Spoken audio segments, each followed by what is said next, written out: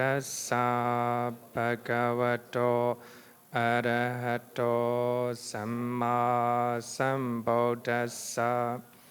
Namo tassa bhagavato arahato samma sambuddhassa. Namo tassa bhagavato arahato samma sambuddhassa. Good afternoon, everyone.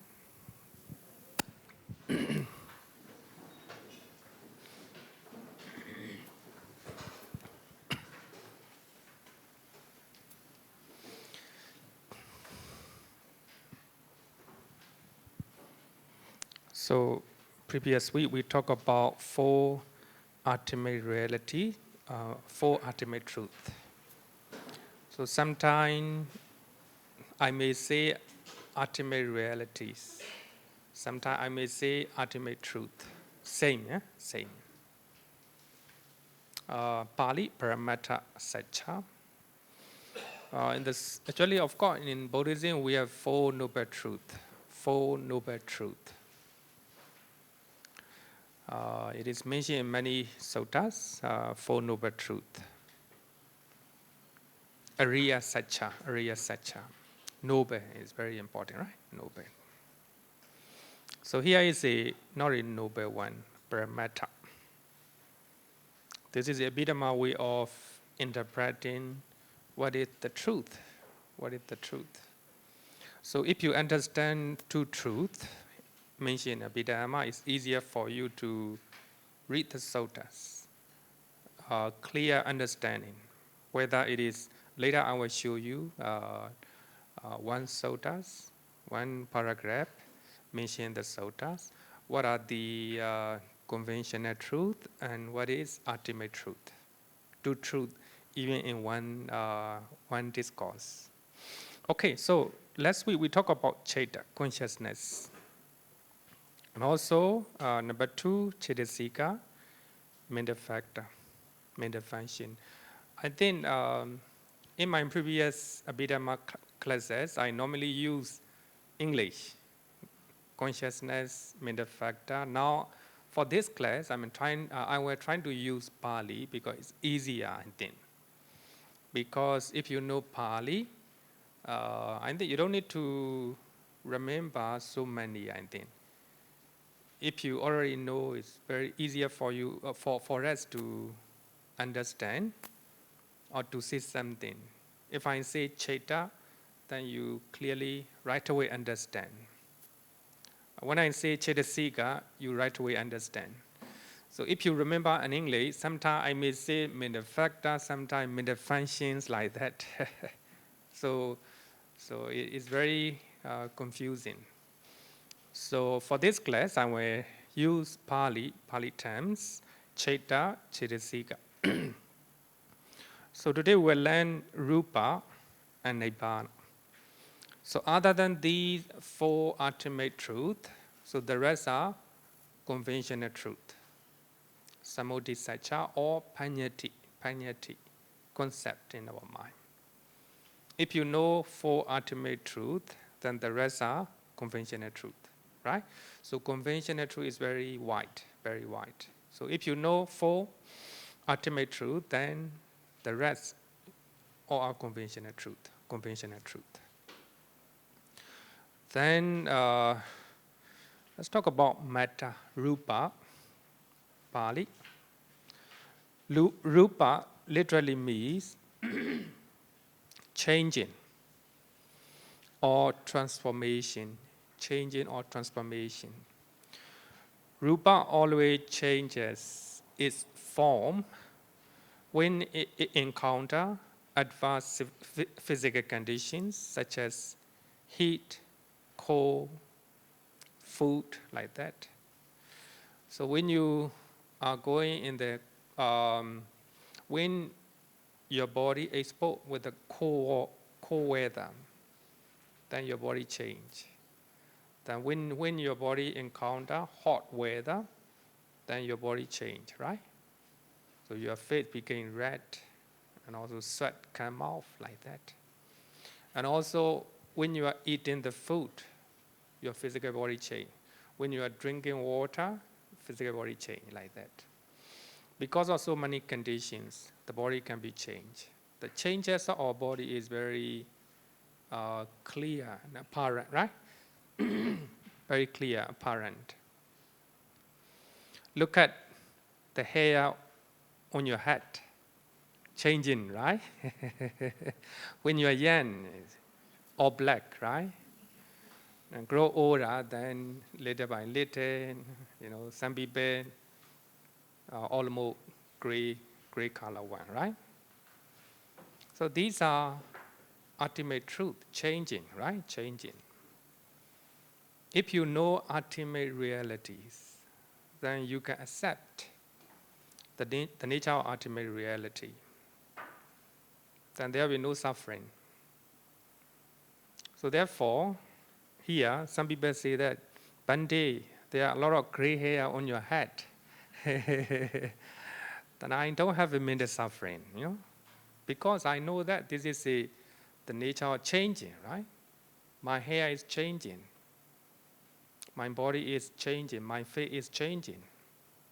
Sometimes changes into better, sometimes changes into worse. So this is the nature, right? This is the nature. We have to accept it. If you know the changing nature of your body, material phenomena or matter, then you don't have mental suffering. Look at your body. Your body is subject to change, right? Changing. One day you will die. If you have acceptance of death in your life, no fear at all, right? No fear at all. But so difficult that only Arahant and the Buddha, no fear at all, right? No fear to die. I think including non-Ratana. So even once Ratana, Sotapanna, still have a fear to die because they don't know the ultimate truth 100%. So what they know about the truth is only half, right? So therefore, when they encounter with the death, fear came in. So as I earlier said that our body is changing, our hairs are changing. If you know the true nature of changes or your hair, then you will not have any mental suffering. You can fully accept it, right? Even somebody say there are a lot of gray hair on your head. Okay, because you already accept it, right? So therefore, knowing ultimate truth is very important. If you know, the more you have less mental suffering. The more you know, you're closer to Nibbana, right? Nibbana. So here, the literal meaning of rupa is changing. The rupa or material phenomena, not only the body, the building, right? Everything changing. So this building have been built about 30 years, over 30 years. Oh no, not over 40 years, It's very the same age with the same year with my, date of birth. So even this building, very strong, but changing. This is the nature of rupa, material phenomena. So the changes are apparent or clear when we have physical conditions like heat, cold, etc. Its characteristic is changing, but one thing is it doesn't change from its true nature or alteration. The truth is the nature is changing, but the matter does not change from its true nature or changing. That's the reason why we call it ultimate truth. Ultimate truth. So I think this one is clear, right? This one is clear. Any question for that? matter?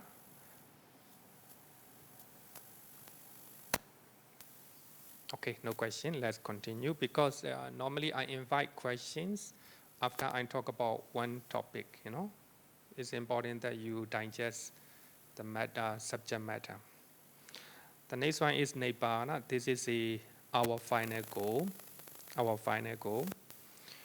So after learning this one, you will know that Nibbana is not replaced. Nibbana is not replaced. Nibbana is not replaced to go. Many people think that. Many Buddhists think that Nibbana is somewhere to go. Because Nibbana in other religions, it is the place, especially in the sky. No? the Nibbana is in the sky. Nibbana is not in the sky. Nibbana does not exist anywhere. When you have negative mental state in your mind, that's Nibbana. So therefore, when you look at definition of Nibbana here, Nibbana can be divided into two words, Nirvana, according to Abhidhamma Sangha, according to this text. Actually, definition of this text comes from commentaries. Nirvana, a departure from craving.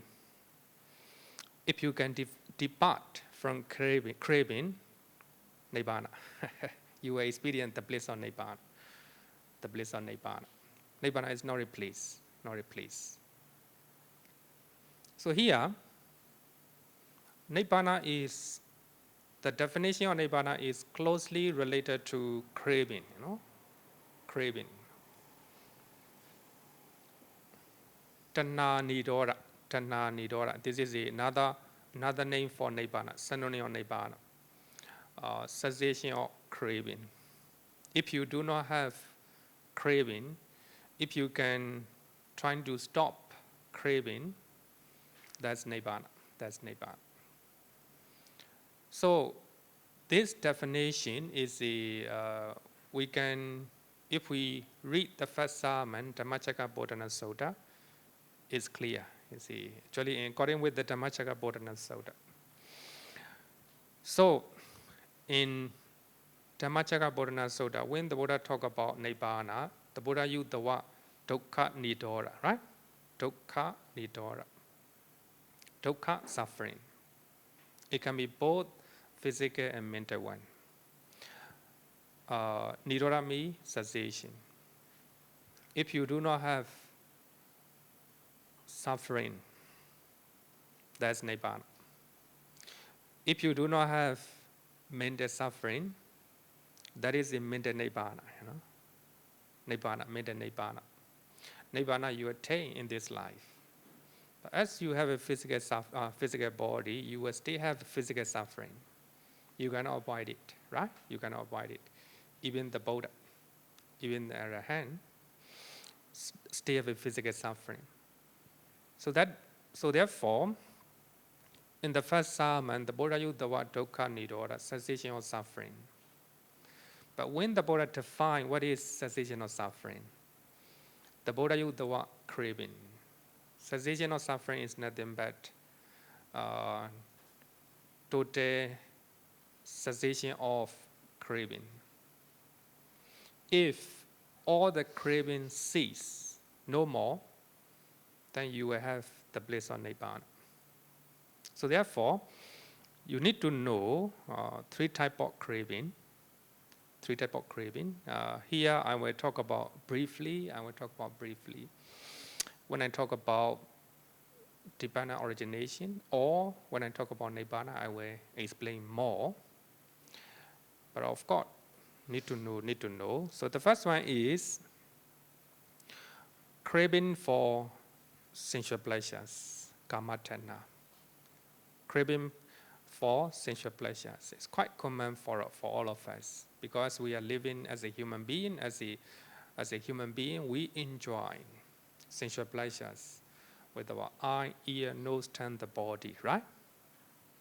Because of this craving for sensual pleasure, we have been a lot of problem, right? A lot of problem in our life, a lot of mental suffering in our life. You left somebody craving for sensual pleasures. Then that person do not love you. You suffer, right? You suffer. You crave for biryani rice. You order biryani rice from restaurant, but restaurant send you normal rice. What will happen? Disappointment will come, right? Disappointment will come. Craving for sensual pleasures. Then you have something that you love very much. It is damaged or it is destroyed by somebody. You may have a cry, right? Cry. Sensual pleasures. Quite clear, right? Quite clear. So therefore, craving for sensual pleasures is craving, the original suffering. The original suffering. But if you can remove craving for sensual pleasures, it is nibbana. You attain nibbana. Like a Nonratana and Arahant, they totally removed craving for sensual pleasures. So regarding with the food or regarding with something to see with their eye or the sound, it doesn't matter. Whether the sound is lovely or pleasant or unpleasant, it doesn't matter for them.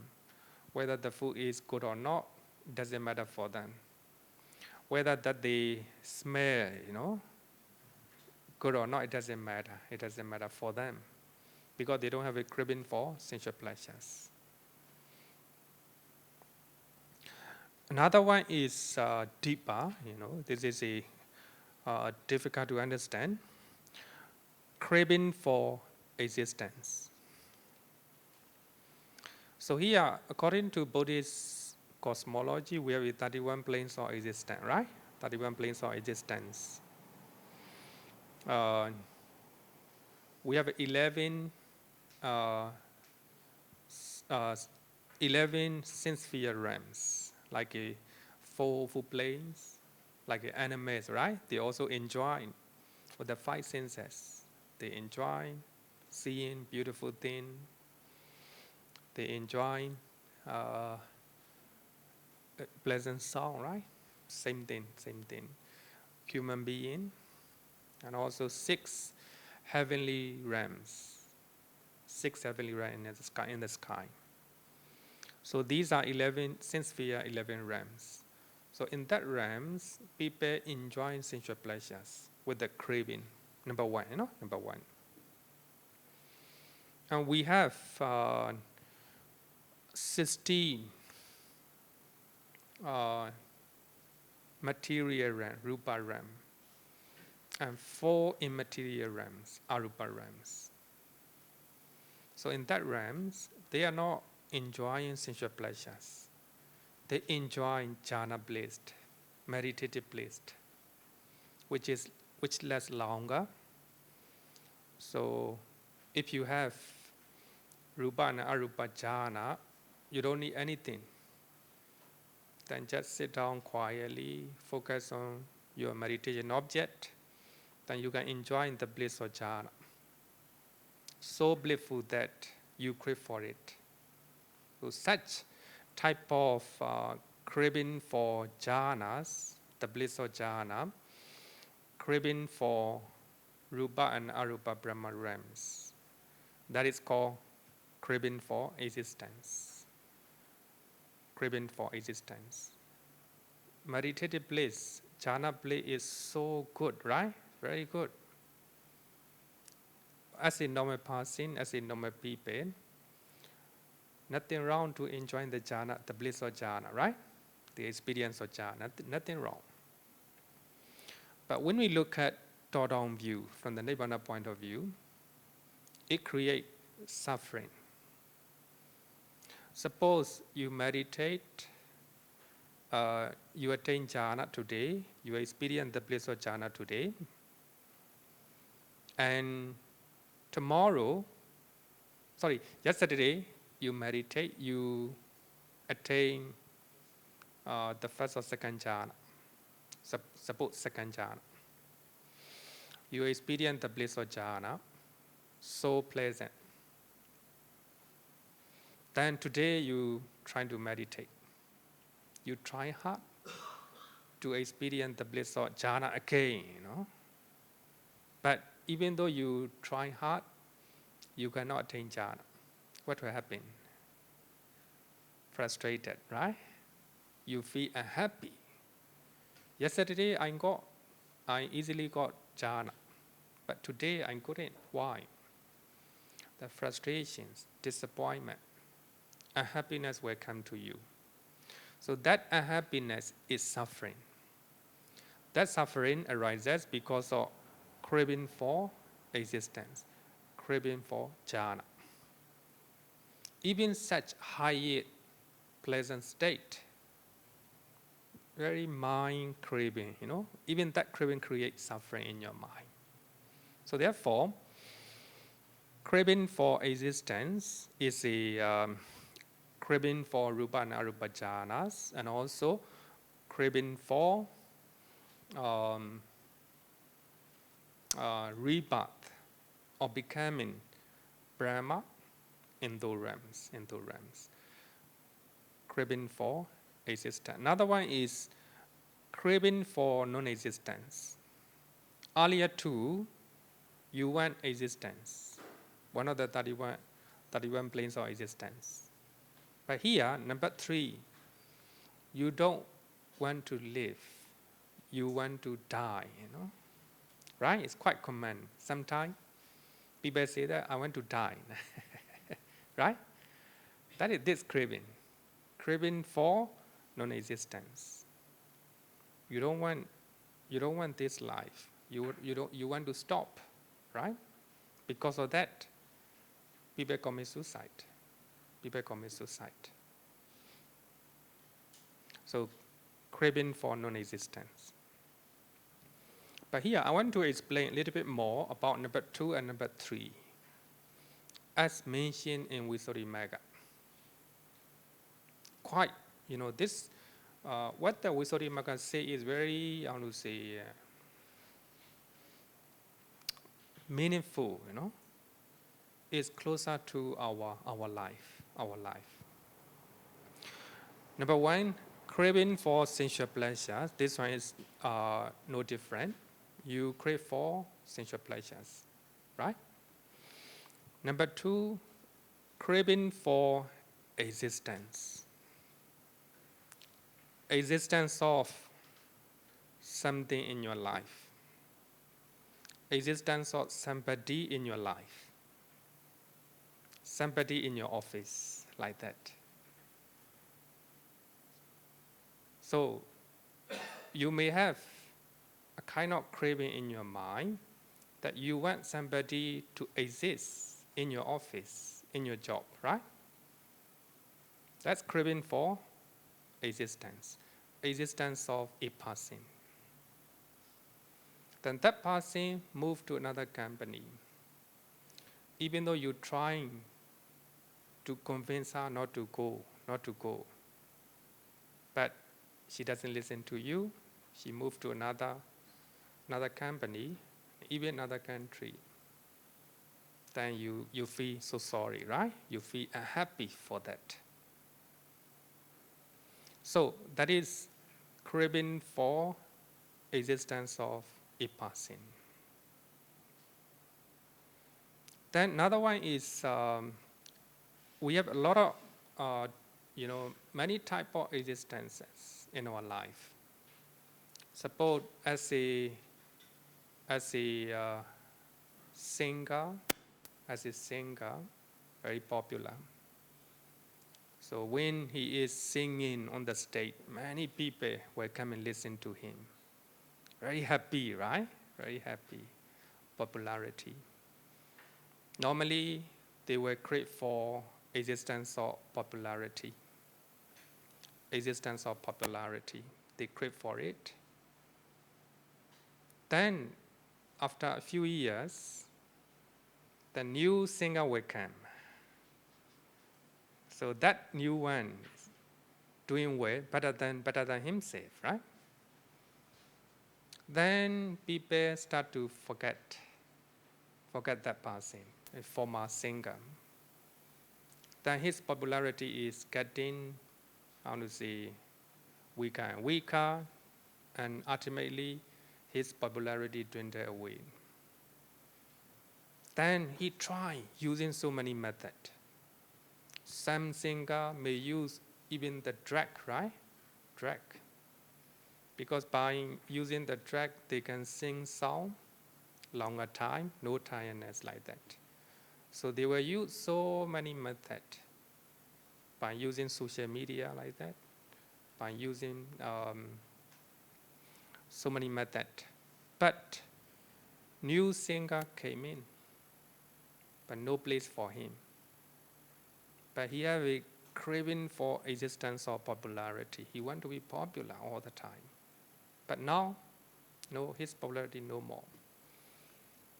So because of that, he suffer. He suffer a lot. So some singer may even commit suicide, right? Like a businessman, same thing, businessman. Same thing. Existence of a good income in their life, in their company, no? Then existence of a big income. Then because of some condition, the income's getting lower and lower. Ultimately, no income. Even he lose his business.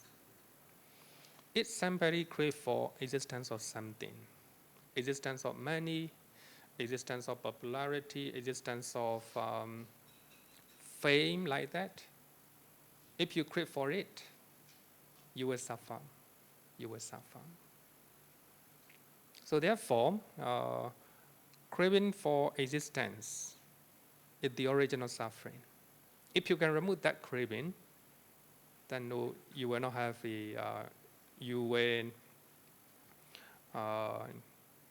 no suffering in your mind.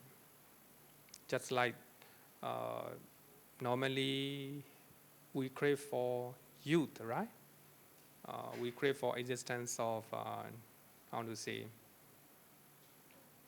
can I say, the youth or beauty, really beauty, existence of beauty in our life. But when you have so much craving for beauty, it will be the original suffering. The more you crave for beauty, the more you will suffer, because your body is subject to change, right? It's changing. You will be getting older and older. The more you become older, the more your suffering is bigger, because of craving for existence of beauty, right? Beauty. So therefore, some people, actually I see that some people, even though they are very old, they stay trying to be beautifying themselves, you know. Of course, normal or beautifying themselves is okay, but too much is also not good, right? It's because of craving for existence of beauty. Beauty will fade away, right? Beauty will fade away. If you crave for it, then suffering will come. Suffering will come. Especially as a wife and husband, right? When you become boyfriend or girlfriend, so your boyfriend or girlfriends are beautiful, handsome, right? But later beauty faded away. Then your love also getting lesser and lesser. Because that is a craving. Your love based on craving, not based on metta or loving kindness, right? Loving kindness. So therefore, craving for existence is the original suffering. If you can remove craving, then you attain Nibbana. Nibbana here means no craving, no suffering, right? No suffering. craving for non-existence, non-existence, non-existence of unpleasant thing in our life, right? Unpleasant thing in our life. We crave for existence of pleasant things in our life, right? When something is pleasant, then we crave for it. That also the original suffering. Sometimes you may have unpleasant experience in your life, right? In your life. People are blaming you, and also you have a lot of difficulties in your relationship, or a lot of difficulty in your daily life. So you are experiencing unpleasant things, unpleasant things. You are struggling in your job, unpleasant things, right? Unpleasant things. So what happened to us normally is craving for non-existence of unpleasant things. Those unpleasant things in our life, right? That's also a type of craving, right? A type of craving. Because of that craving, you cannot accept, right?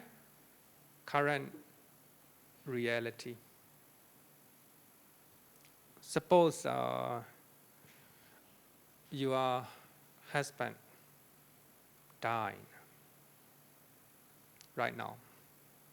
So right now you hear the news that your husband died. What will happen? Then here a happiness, that you couldn't believe. Even you will cry, right? A happiness, crying, without, it's difficult to believe. These are suffering. Those suffering arises because of craving for existence of your husband, right? Your husband. Then suppose you hate one person in your family, or you hate a person in your job, or in your school. You want that person to remove somewhere. You don't want to see him, right? It happened to many people. You don't want, when you see such people, so anger always comes to you. Irritation, you don't want to see. You are not happy to see such people. That is because of that unhappiness arises because of craving for non-existence. You crave for non-existence of that person in your company, in your family, in this temple. Suppose you don't want a person in the management committee, right? Then you're also working in the management committee, suppose, right? You don't want to see him or her. When you see that person, you feel unhappy. Then irritation came in, anger came in. There is a revenge, a kind of negative emotion arises to your mind. That is because of craving for non-existence of that person, But that person is very good. People support him or her, People always elect him, to stay as in a management committee. But wherever he or she is there, you feel unhappy, right? You feel unhappy. That unhappiness arises because of this craving. Craving for non-existence of that person. You don't want existence of that person. Similarly, everywhere, right? So there will be some people you don't want to see, right? You don't want to hear their voice. When you hear their voice, you feel unhappy. That unhappiness is suffering. But when you can remove number 3, craving for non-existence or a passing, whether they are good, pleasant or unpleasant people, it doesn't matter. You don't have craving for non-existence or a passing. Therefore, even though you see them, you don't have any negative mental state. You don't have unhappiness in your mind, right? No anger, no irritation. It doesn't matter, you will accept everybody. You will walk with anyone, no? You can walk with anyone. So that is because you don't have craving for non-existence. If you don't have this type of craving, it is happiness, right? Happiness is opposite of suffering, you know. That happiness is nothing but Nibbana, the bliss of Nibbana. So even though you see different people, even though you have different type of family members, you don't feel anything, you just do that you should do. You will speak that you should speak.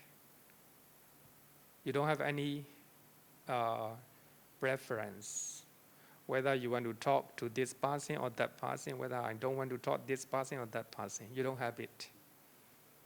You just do that you can do. You just talk that you should talk, you know. That is, you don't have craving for non-existence. Non-existence. So these are very subtle one, you know, very subtle one. Existence of a person or existence of a thing in your life. Non-existence of a person or non-existence of a things in your life. So number 2, pleasant things, we crave for it. Number 3, unpleasant things, we try to reject, right? We try to reject. So therefore, craving is opposite of Nibbana. So if you can remove 3 types of craving, then your mental state is peaceful. No more mental suffering, right? So therefore, when you want to know Nibbana, you need to know craving. We have 3 types of craving. Okay, any question for that? Okay, yeah.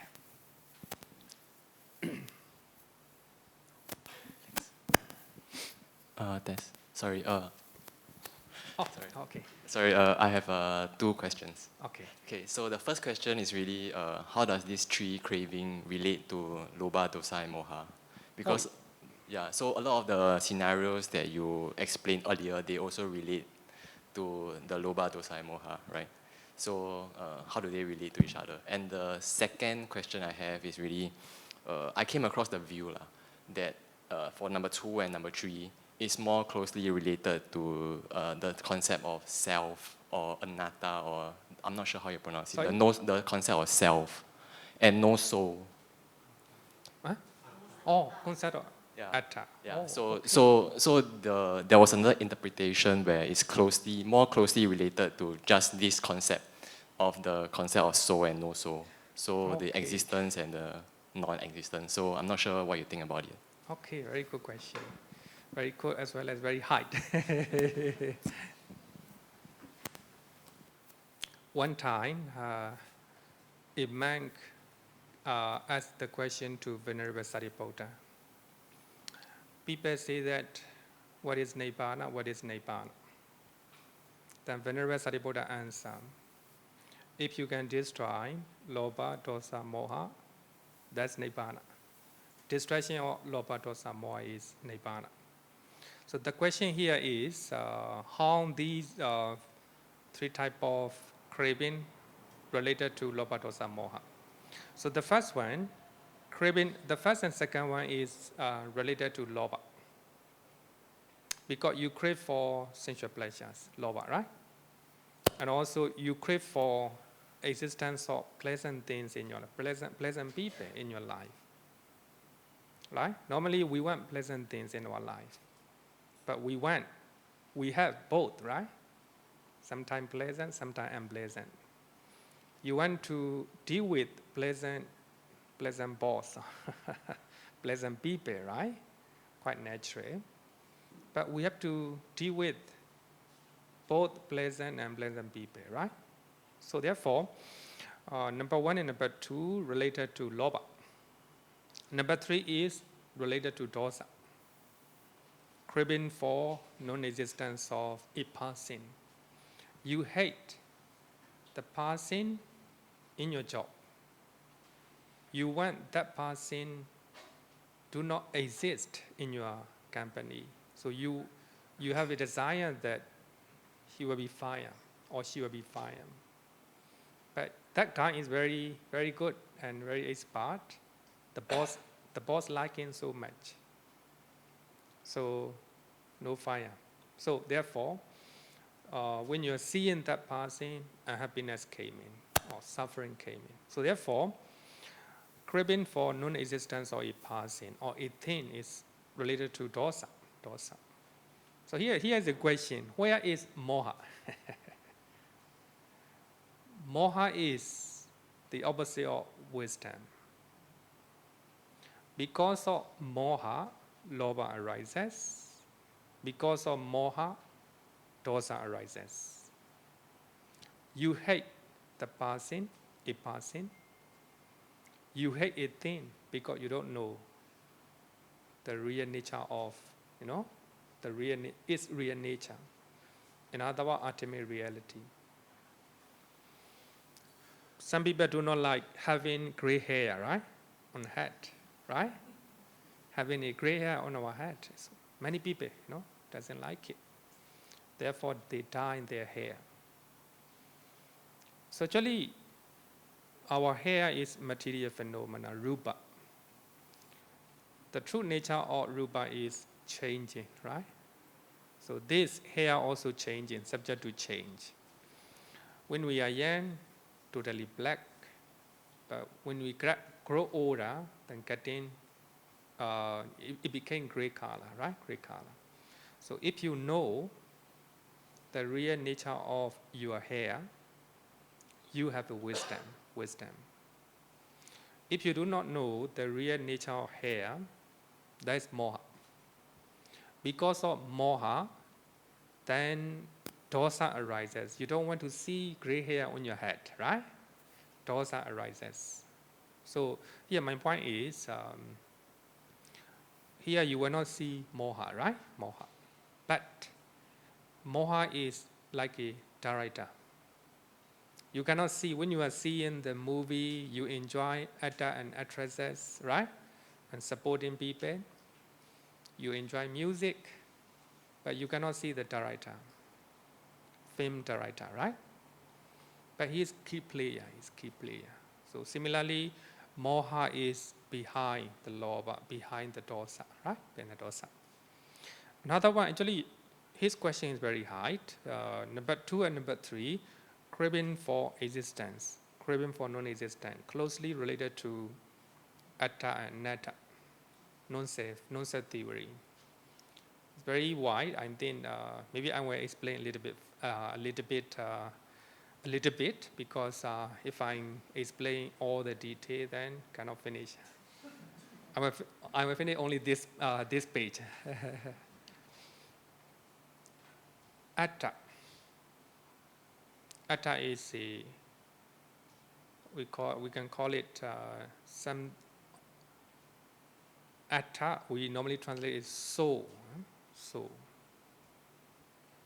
It is a permanent entity, believing in permanent entity,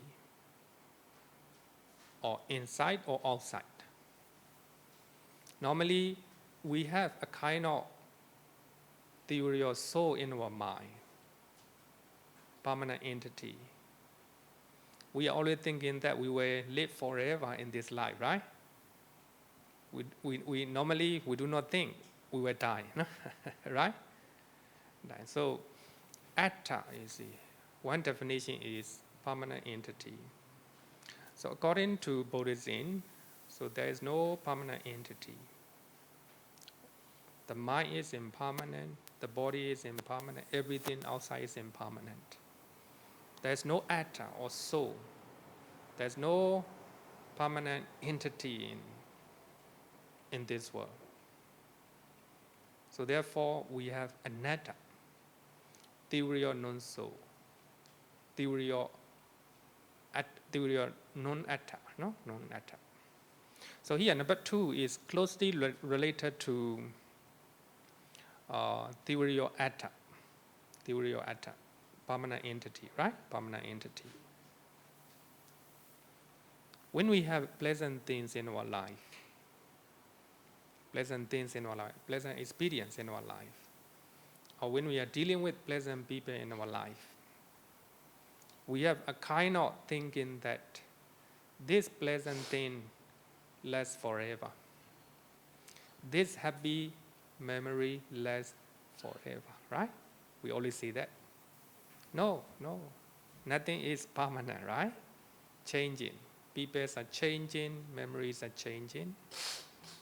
Even the food, right? When you are young, tasty. When you grow old, not tasty, right?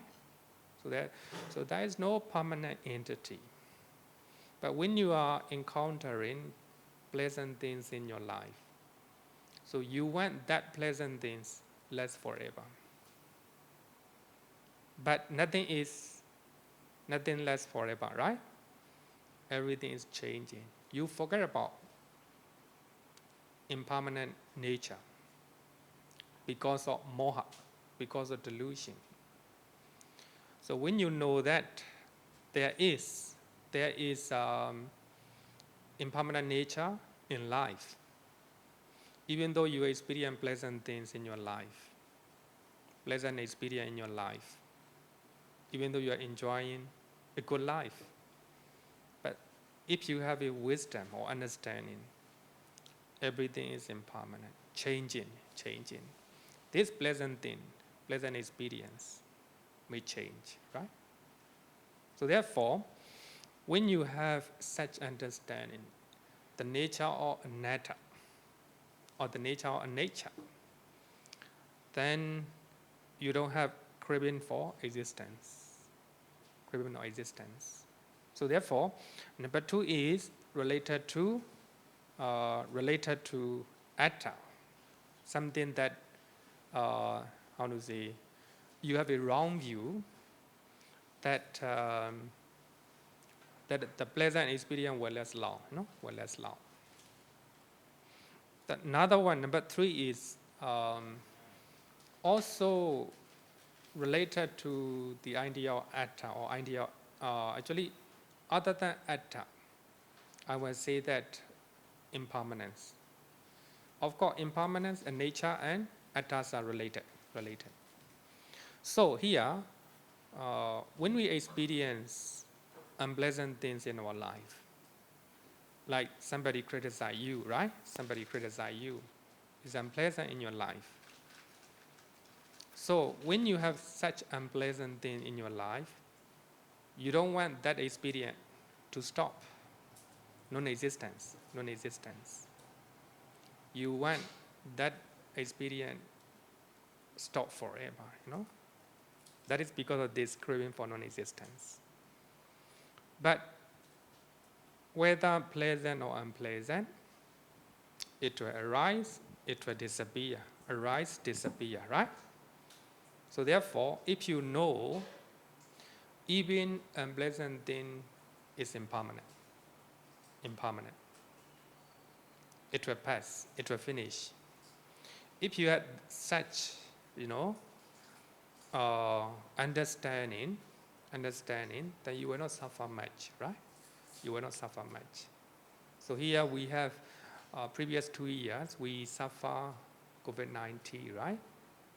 Everywhere, a lot of difficulties in our life. Tempest, business lockdown. People cannot go many places. So many people suffer a lot, right? Suffer a lot because they have craving for non-existence of COVID-19. So the one who know the nature of impermanent, COVID-19 is unpleasant. This also subject to change. subject to change. It is impermanent. If you have such knowledge or understanding, then you will not suffer. You will face COVID-19 with the courage and also understanding all realities. You are trying to face it. You will do what you can do to face the COVID-19, right? COVID-19.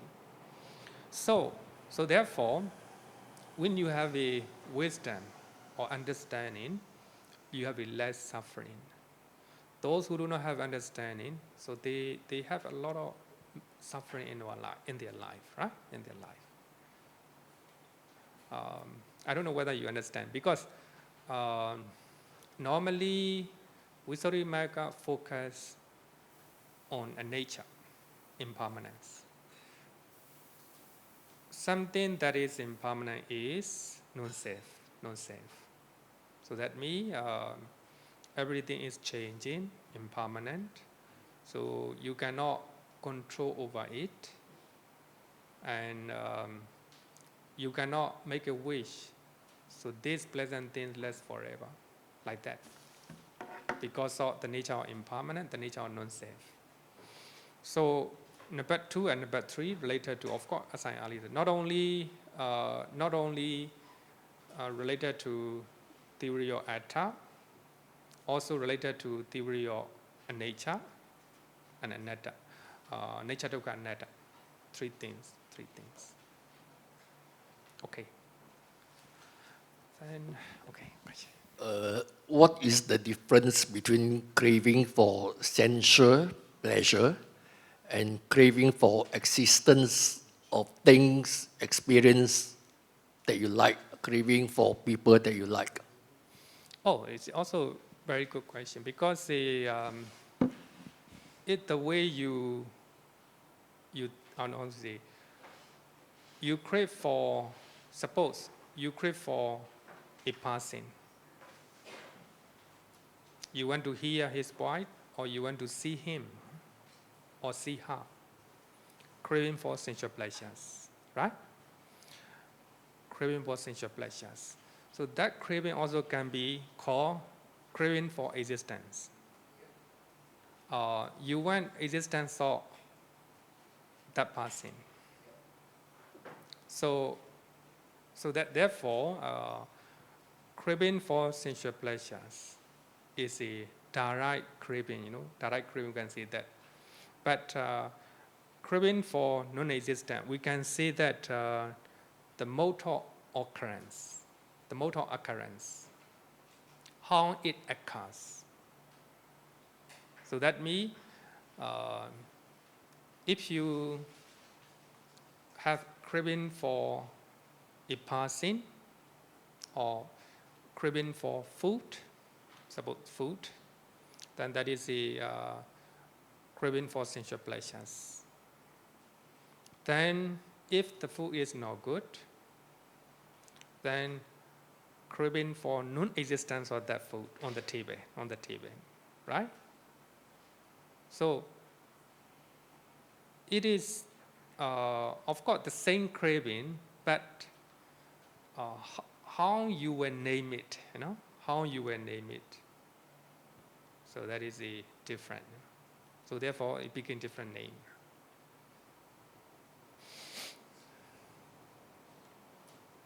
Okay, over there. Actually, this is a very deep question, very deep topic. Okay, my question is, if a person existing have achieved these 3 craving no more, so the person become mindless. So does such a person exist? Mindless? Yeah, because he have no craving for sensual pleasure, he have no craving for existence. I mean, he practiced and he has removed all these 3 craving. So that person is considered as mindless, or? No. Such person is called an arahant. Oh, okay. If no more craving, arahant or the Buddha or Pachika Buddha. Okay. But even non-returner still have this one. Because of his Craving existence. for existence. because the existence of the bliss of jhana, craving for existence of the bliss of jhana. Okay. I also understand that in the past when someone achieved arahat, and because of the person's illness, he worried that he will lose the arahatship, and I think I read somewhere that the Buddha allowed him to commit suicide for his non-existence. So I'm confused in that part. You are talking about suicide or Because blank? a person have achieved arahat, and the Buddha allowed him to commit suicide for non-existence so that he can stay in the nirvana, something to that extent. So this part I'm a bit confused. So maybe you can help me clarify that. Thank Yeah, you. about suicide is a big topic, actually, also very wide. As far as I read, there are 3 monks who commit suicide. 2 monks at the time of the Buddha. 2 monks are arahant. So actually, as a Buddhist, it's very difficult to believe arahant commits suicide, right? Yeah. Arahant commits suicide. Then, therefore, the commentary, the commentator do not accept it. Actually, when we read the Pali Canon, the suttas, it's clear they are, before they commit suicide, they are arahants. They are two monks, they are arahants.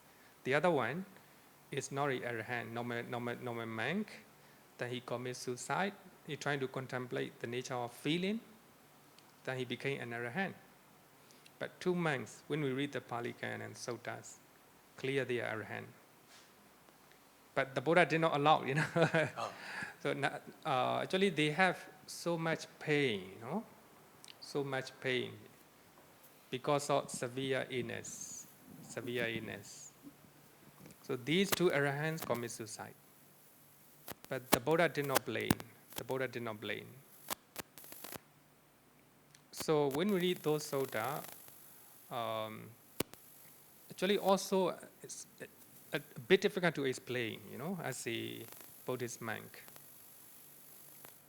Committing suicide, normally we think it is negative, right? Negative. So when I discuss with my serious students, the one who study my lessons very hard, the one who read the suttas very hard, then I have a deep conversation with her a few years ago. Then I taught to her that arahant who has severe illness, and many monks, brother monks have to take care of him. And also, because of severe illness, he cannot do many things. He cannot do anything, just lying down on the bed. Many people have to take care of him. He may be thinking. That's my passionate thinking. No, it's not mentioned anywhere. My passionate opinion. Yeah, thank you. Opinion. My passionate opinion. So, for them, they cannot do anything for the people. Because of his severe illness, many people have to look after him. Then they might decide to stop their life. I will not say that suicide is very too negative connotation. Actually, I will say that they stop their life. Just like Lee Kuan Yew already clearly taught to his family, right? Taught us. If there will be a time that I have to live with the machine, stop. I don't want to live on the machine, right? So actually, I like his decisions. So because of that, he stayed on the machine for a while, right? Then the Dhamma decided to remove. I like his decision, just like Arahant I did. Arahant also they make decision that if I live, no use. many people have to suffer, then commit suicide. No, sorry, they stop their life. I will not say that, Then some country in the Europe, they accept euthanasia, So therefore, a few years ago, one Australian old man, actually euthanasia or suicide in Australia is forbidden, like in Singapore. So he went to New Zealand, right?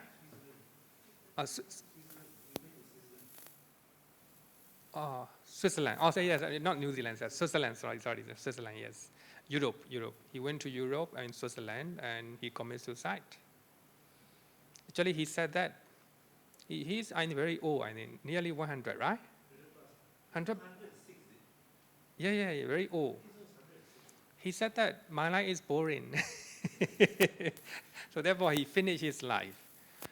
So some Europe, actually when I talk about, this is a Abhidhamma class. So when I'm talking about sila, killing, I normally discuss this topic very wide, about 3 or 4 hours. Because that's very important in our life, right? One day we will grow old, no? Sometimes there may be the time that we don't want to live, or we don't want to bury our family member. But if I say like that, many people do not like, That's my opinion, That's my opinion, So, of course, this is a personal choice. Even though 2 arahants, they stopped their life, the Buddha didn't blame. But in one place, saying not only one place, in some places, the Buddha blamed, because they are not arahant. They commit suicide because of that reason. One time, one monk feel very happy. Because of that, he decided to jump down on the cliff. Then he didn't die. Then the Buddha blamed him. No, you shouldn't do that. If you do, breaking sila. But when arahant stop their life, then the Buddha didn't blame. Different people, different situation. So therefore, this topic, suicide, euthanasia, is very controversial one. For me, it's a controversial issue. Sorry, personal issues. So a few days ago, one Burmese devotee approached me, and his father is going to die, living in the machine. So the family member put all the decision to her, leave all the decision to her, then she have to decide. So she is asking me whether spiritually or religious sense, whether it is wrong to stop the machine. So what I say is personal choice. I will not say that it is wrong to, it's a breaking sila if you stop machine. It's a personal choice. Okay, so of course, if you can stop all type of craving, it is an arahant. So therefore, arahant and the Buddha, they don't have any mental suffering. Even though they experience unpleasant thing in their life, no mental suffering. Physical suffering will be there because of this body. Okay, so then when I want to talk about Nibbana in so this one, the one I explain is according to commentary, but this one is according to Pali Canon, according to suttas. The original meaning, I will say that original meaning. Nibbana derived from a verb, nibbati. Most of the time, nibbati, meaning to be extinguished. it does signify the extinguishing of worldly fire of greed, hatred, delusion. If all the lobha, dosa, moha extinguish, then you will experience the bliss. That is Nibbana. That's Nibbana. So Nibbana is the opposite of lobha, dosa, moha. When you don't have, actually lobha is very controversial, but when you see that dosa, it's quite clear, right?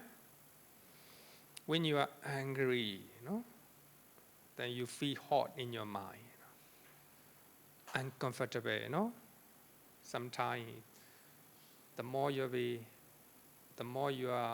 dosa is greater, higher, the more you will have suffering. But when you do not have dosa in your life, peace, very peaceful in your life, right? So when we are not mature, we have a lot of anger in our mind, But when we become mature, so no dosa getting lesser and lesser, right?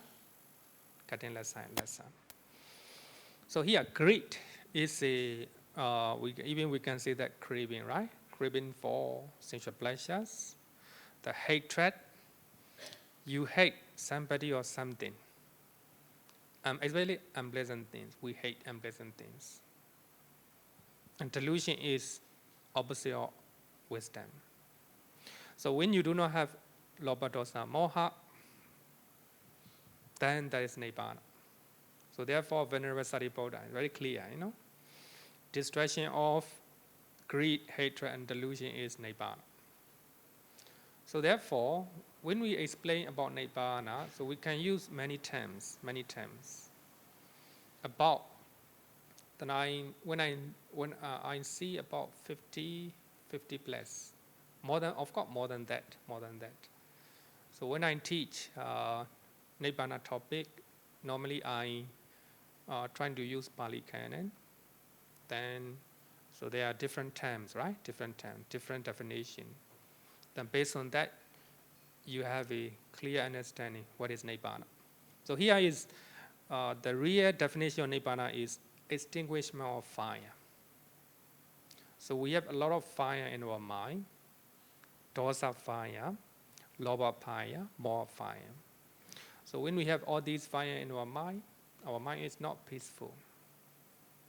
But no fire in our mind, peaceful, cool. The mind is cool all the time, right? The mind is cool all the time. So therefore, Nibbana is not replaced. Nibbana can be experienced in this very life. What we have to do? We have to reduce the amount of lobha, dosa, and moha. That's the reason why you come here to learn, right? To reduce moha.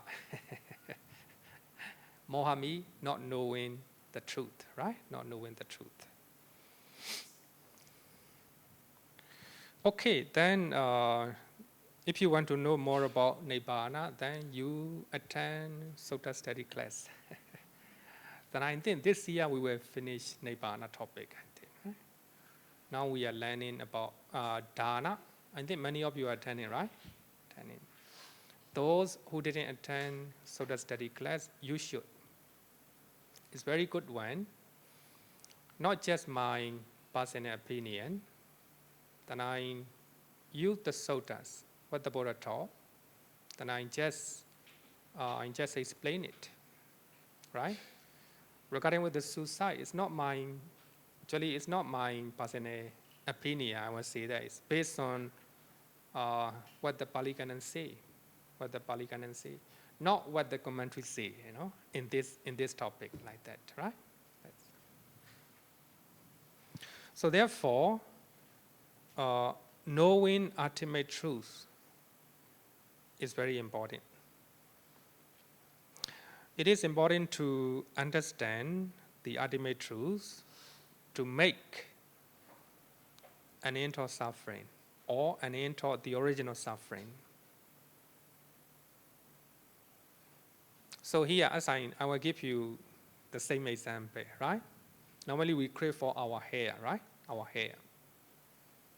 So therefore, you pay a lot of money to the, what is it, barber shop, beauty parlor, you know? You pay a lot of money, right? Because you crave for your hair. So when something happened to your hair, then a happiness came in, right? Happiness came in. That's the object of craving. But for monk, we have to shake our hair. No need to go to beauty parlor and no need to worry about my hair, you know. Even having a gray hair is not a problem for me because of, how to say, this lifestyle, you know, this lifestyle. So the life of a monk is designed to reduce the amount of lobha dosa moha, no? Lobha dosa moha. So therefore, I know the true nature of hair, right? Ultimate reality is changing, you know. It's a rupa, so therefore it's changing. That is ultimate realities. So knowing that ultimate truth is important to drive away our mental suffering.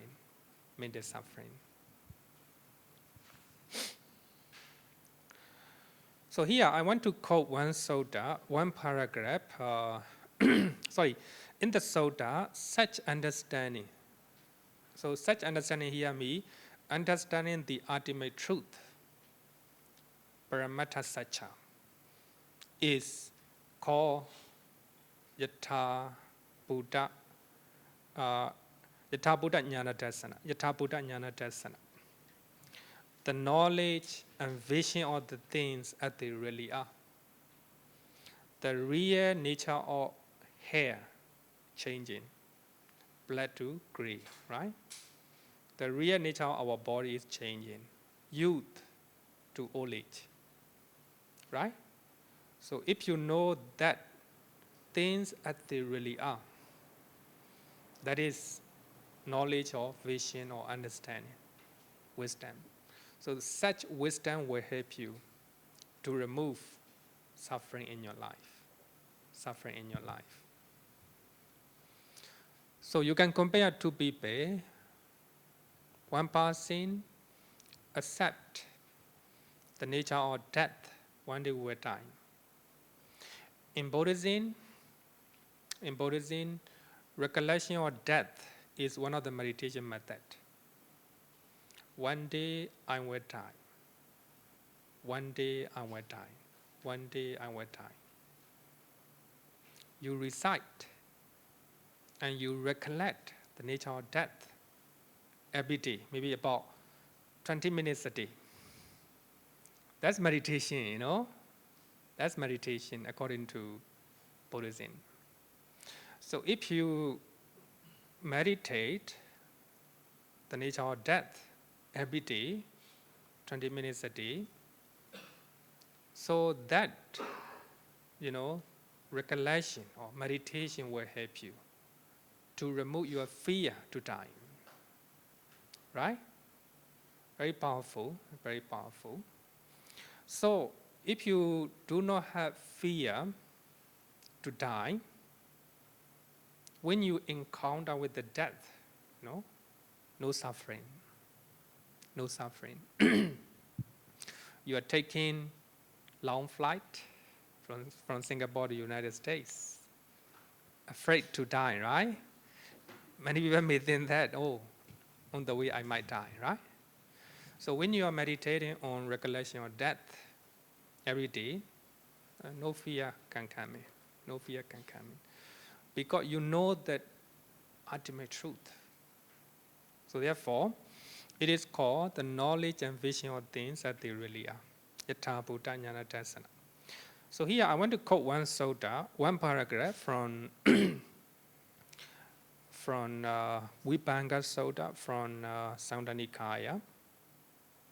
Also, it is from Satcha Vibhanga, Satcha Vipanga Sutta. Analysis of the first sermon. Analysis of the first sermon. So here, the Buddha talk about, the Buddha is talking to the monks, and what bhikkhu is path, jati, path.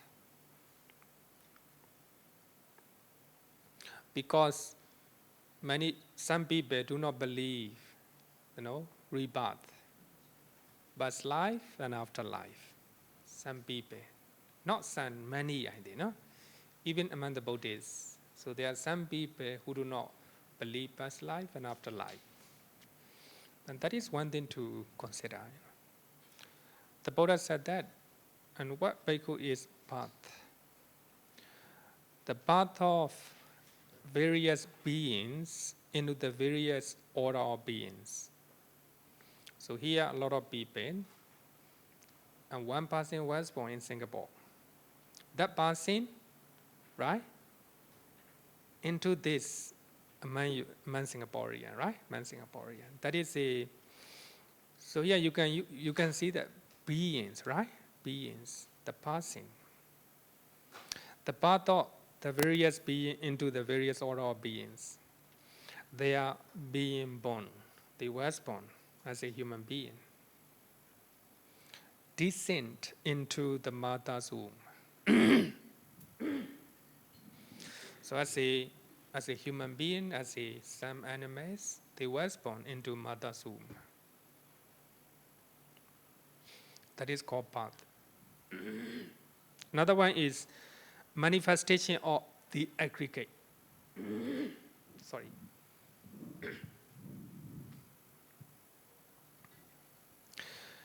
Manifestation of the aggregate.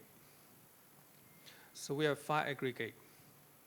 Rupa, we already learned, right? Matters. Rupa, material phenomena.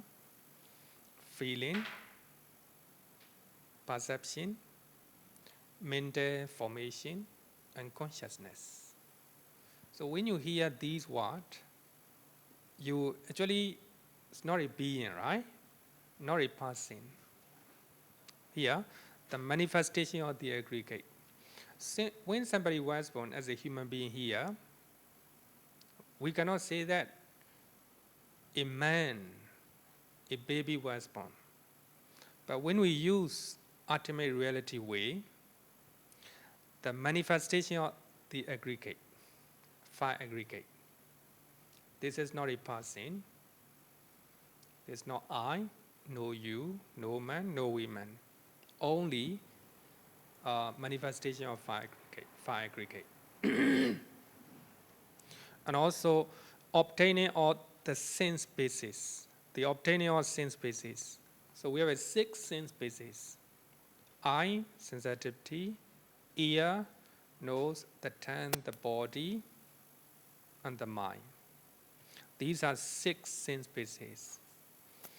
So when we are talking about by way of aggregate khandha, by way of sense base, ayatana, so there's no person, no man, no women. It is just purely aggregate, purely sense basis. So this is called this is called path. So here, when you look at what the Buddha taught about jati, about path, only these 2, manifestation of the aggregate, the obtaining of the sense basis, are talking by way of ultimate truth, Paramatta Satcha. So the rest are talking by way of conventional terms, conventional truth, Samudhi Satcha. So here, according to Buddhism, there's no being, there's no person. So there is no being born, There's no mother's womb. Only 5 aggregate. Or in other words, only 6 sense bases. So therefore, even one paragraph in the suttas, so the Buddha is using 2 truths, by way of conventional truth, by way of ultimate truth. Ultimate truth, 2 lines, manifestation of aggregate, obtaining of the sense basis. So the rest, the Buddha talk about by way of conventional truth. Sometimes the Buddha use the name, right? Sometimes the Buddha use all these terms. All these are conventional truth. So therefore, we always say that Abhidhamma talk about Paramattha Satcha, ultimate truth.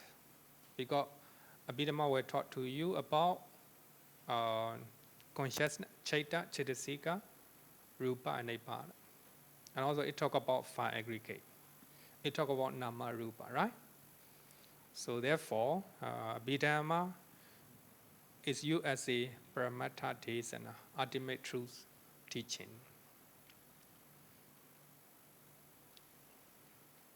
So here, according to commentary, two terms, manifestation of aggregate, the obtaining of the sense basis, are ultimate reality teaching. So the rest are conventional teaching.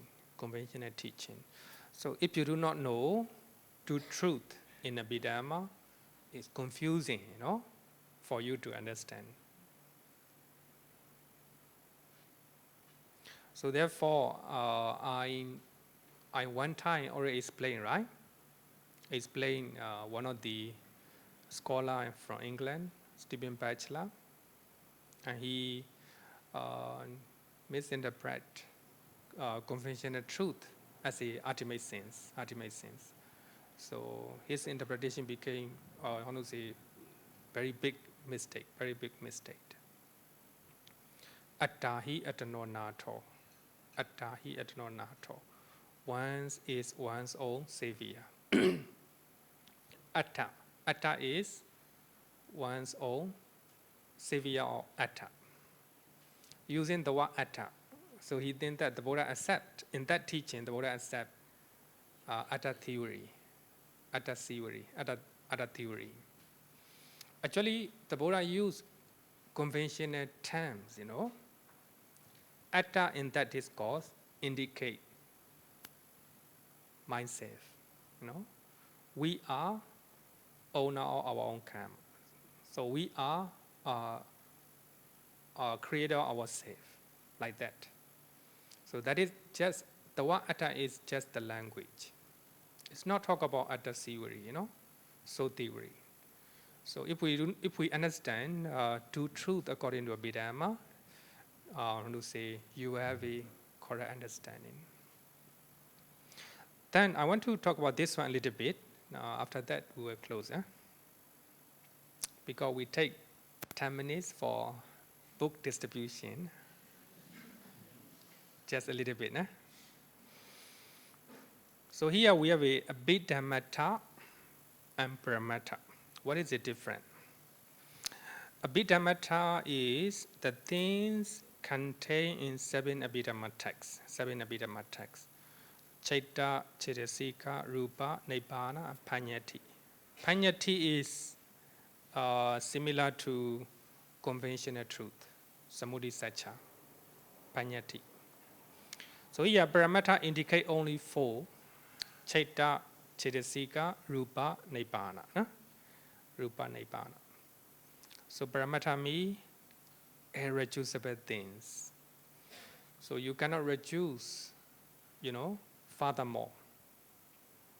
So you can reduce everything into 4 things: Chaita, Chaitasika, Rupa, Nibbana. Other than that, you cannot reduce. That's called Paramattha.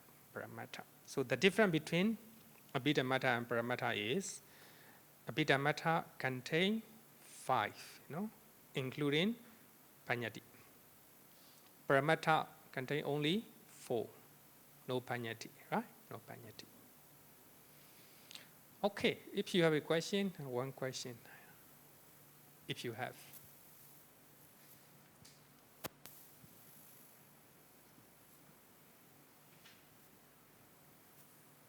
Okay, no question, then let's call it a day.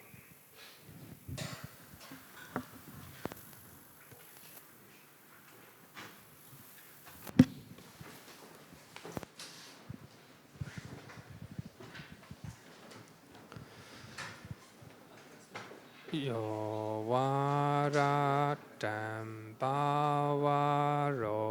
Manu Jesu Sakyamuni Bhagavakata Kecho Paragato